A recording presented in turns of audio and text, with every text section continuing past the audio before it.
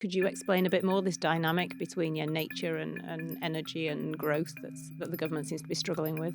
Yeah, as you say, this Labour government has pledged to, in the words of Steve Reed, build baby build, kind of copying that Trumpian language. Deary me. Um, and it's saying no to NIMBYs is also one of their favourite phrases. So it's this idea that nature is a barrier to growth somehow, it's a barrier to building, this idea that nature assessments or environment assessments are a big blocker, and that's the reason why the UK isn't building enough housing or infrastructure. This premise has been challenged by many, many groups. And as you say, nature underpins the economy, and this kind of relationship has been contested by many groups. But the government is committed to this idea that nature's the problem. So we've seen the Planning and Infrastructure Bill. It's currently going through its final stages before it will achieve royal assent.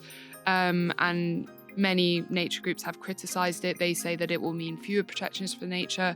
The government says that the opposite is true. It includes a nature restoration fund within the bill, which we're still awaiting the finer details on, but essentially it would allow developers to pay into the fund to compensate for their nature damage on site, and nature would be developed or restored elsewhere.